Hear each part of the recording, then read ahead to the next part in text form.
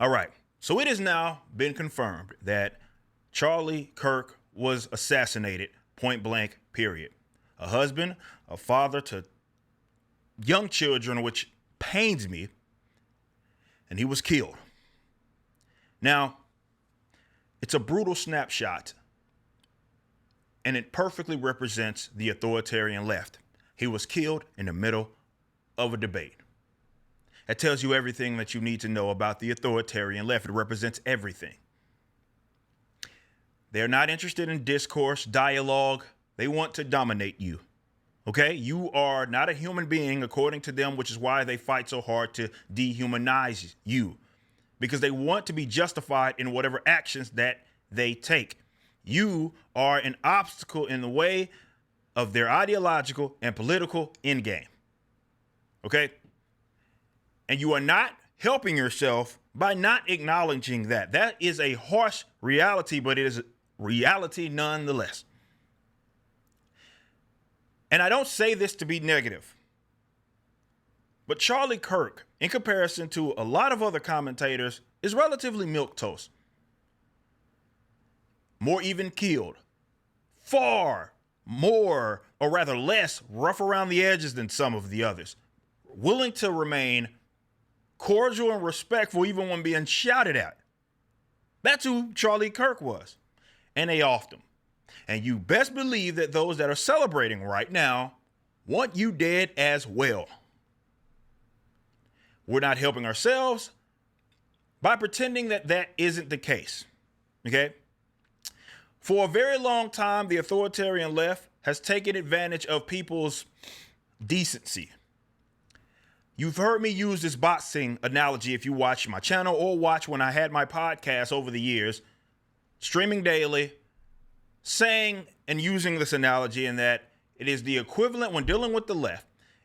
For a very long time, it's the equivalent of two boxers about to fight going into the ring, okay?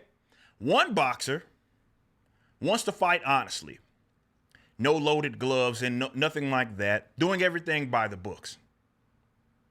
And then you have the other fighter, that loaded their gloves, that has made it abundantly clear that they are using performance-enhancing drugs. They have bought off the judges. They have bought off the ref. And for so long, we have entered in everybody to the right of Stalin. That includes fellow libertarians. I know there's those libertarian right folk that think that they're somehow absolved of this and that you're different. No, I've been trying to tell you guys that.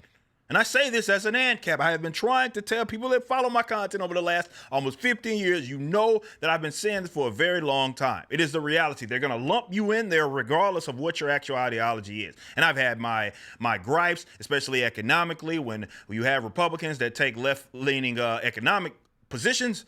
And I've grilled them on that, but I've been very, very firm and very, very clear. They're going to lump me with them regardless. So that includes fellow libertarians.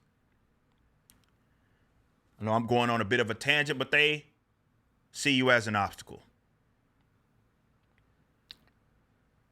But that boxing analogy that I'm using, you've entered into that ring with that person and you're trying to fight them fair.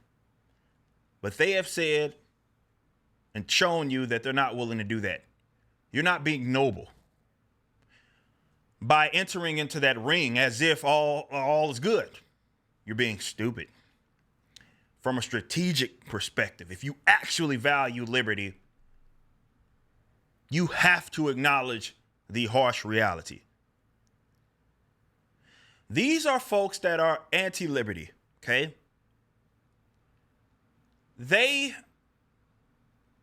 and I just tweeted about this, Hopper, and people use it as a meme with the whole physical removal. But when you break it down and strip it down from an ideological standpoint, it's essentially saying that people that value liberty and decency, if that is going to maintain itself as a place that is of liberty, then folks that are anti-liberty have to be physically removed.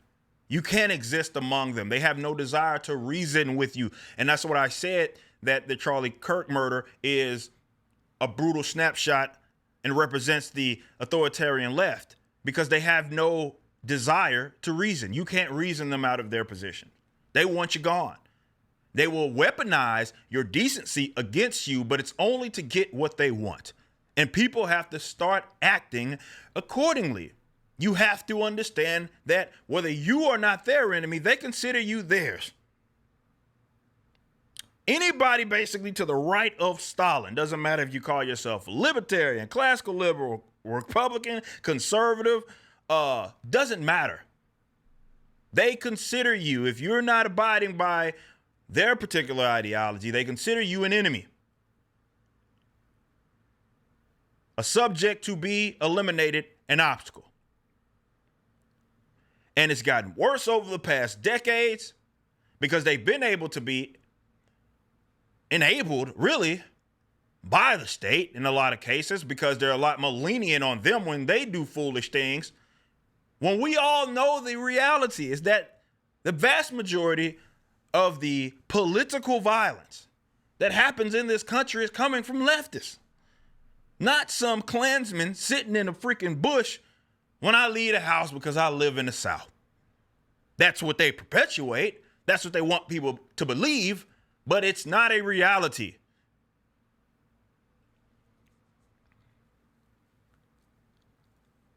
I don't know what's going to come of this. I empathize with people that are very, I don't want you to get black pilled. Let's say that. Don't see this as a black pill. See it as a harsh reality. Charlie Kirk, of all people, the even killed guy, even in people that, look, I've met Charlie on multiple occasions, and even in disagreement, he was always good to me. And there are folks that often wanted him off, are celebrating him being off. Again, a father, a husband. They want you out of there too. And only reason I'm recording this video is because if nothing else, you have to learn what you're dealing with. Because you cannot come up with a solution unless you directly address the problem and understand what that problem is. You cannot afford to be an idealist. And I'm going to end on this note. If you are a public, be it speaker, commentator, all of that, and you lean towards again, you're just to the right of Stalin, for the sake of yourself and for the sake of your family and those around you, those you impact positively, please keep your head on a swivel. Not saying be scared. I'm not saying that in and of itself is going to resolve all things. But keep your head on a swivel because these people are crazy.